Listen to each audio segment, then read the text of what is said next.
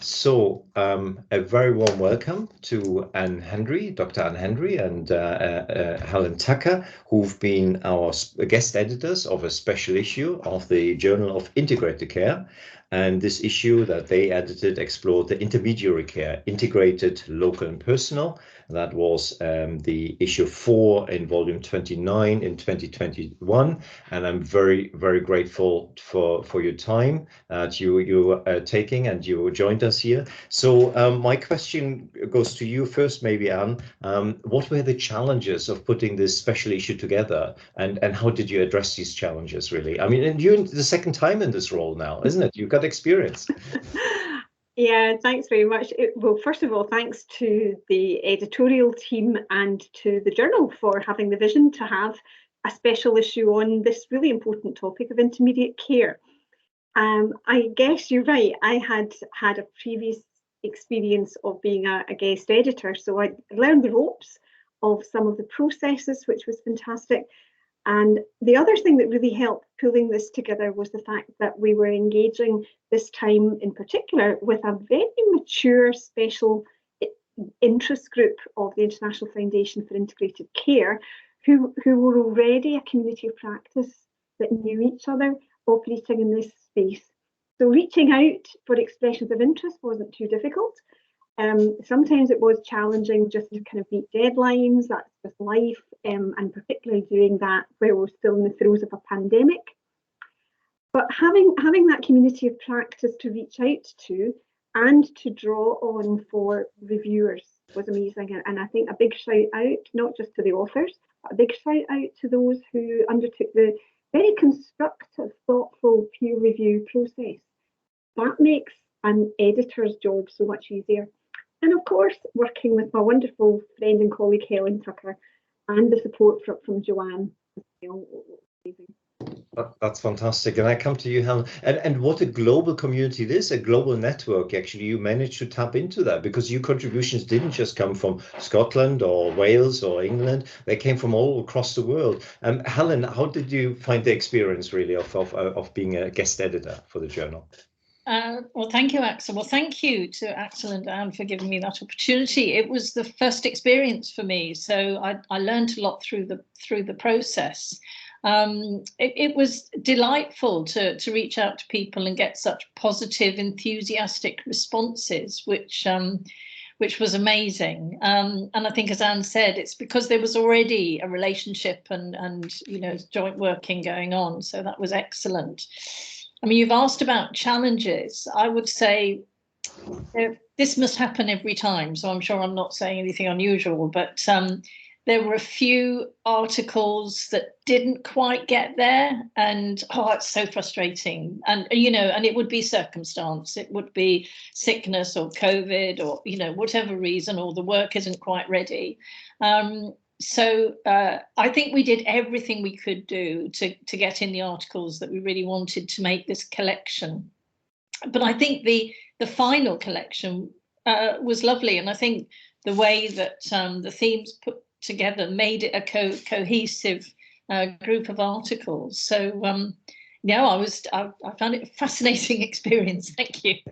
Yeah, and that gives us a really good insight into the role, really, of a guest editor, because you've been working with the authors actually throughout, isn't it? I mean, sometimes it's almost like bordering on mentoring, I guess, sort of like taking them step by step through the process, isn't it? Can you reflect briefly, maybe, on the intensity of that and what sort of support you were offering? One of the things that I particularly enjoy about the guest editor role and indeed the working with the editorial board on the Journal of Integrated Care is that support for emerging researchers, for emerging practitioners who are perhaps trying to get their first publication or are still very early in learning the art of publishing. So it was really great to know with confidence that we were able to be that very much a sort of support mentor, constructive, critical friend to walk the journey with the author. That speaks to the way I like to do my business.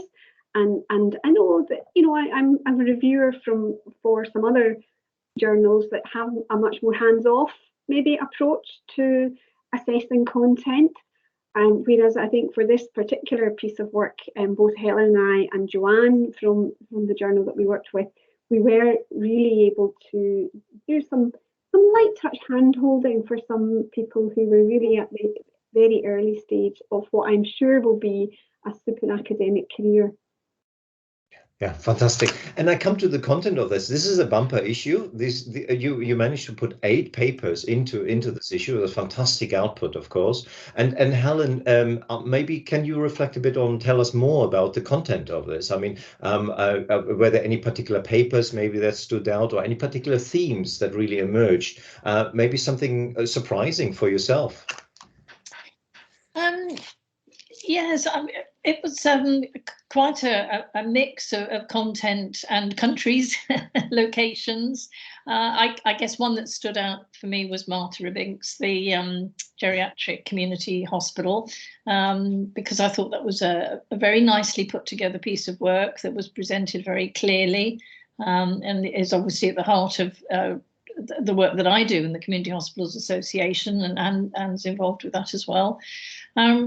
But I think for me, the papers collectively made the link between intermediate care and integrated care very strongly. So I was pleased to see that sing from all the articles. I mean, I think we learned different things from different articles, didn't we? The brain injury article, I think, showed enormous challenges, and they were very candid, very honest about that. So I think that's terrific. That, you know, we can learn from that as well. This isn't just about celebrating successes. This is being honest about the challenges.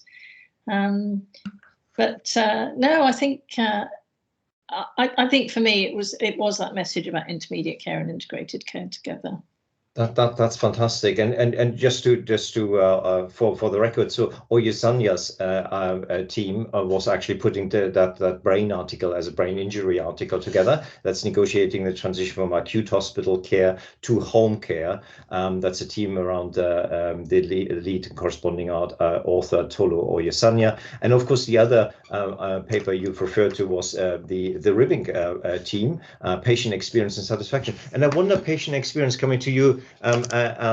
Patient satisfaction and patient experience is so important in this particular issue, and is something that we really don't necessarily focus on enough, isn't it? Although integrated care, that's the bread and butter really of integrated care. Yeah.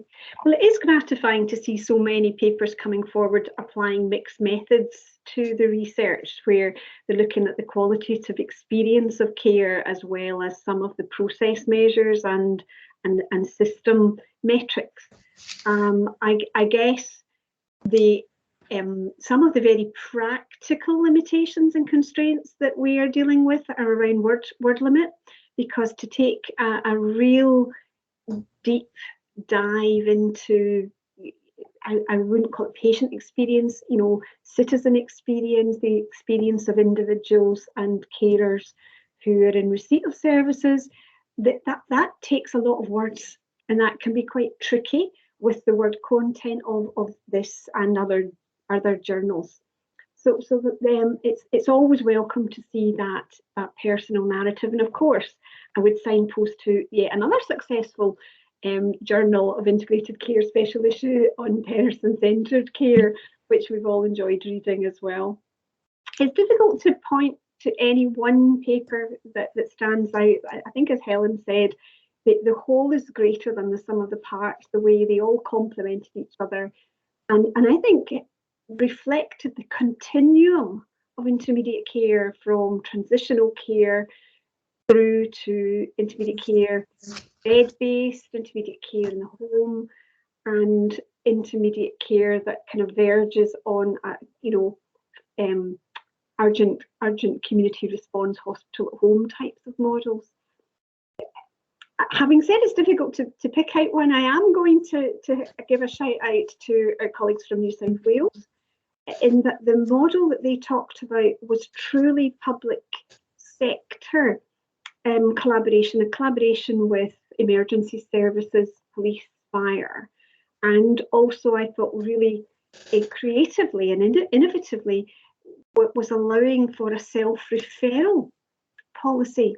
And I think that's, in a sense, the direction that we need to go in. We need to learn to let go in some of our processes and allow a much more co-produced referral process.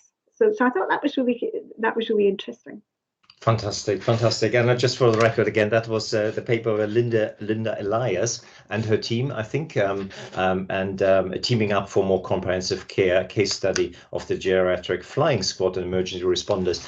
That's great. Well, thanks very much indeed for this. I think it just remains to say a big thank you for all your work, hard work around this, and to put this together. It's the number 4, volume 29 of the Journal of Integrated Care. And thank you so much for your role and for your efforts in this, Anne, as well as Helen. Thank you so much indeed. Thank you.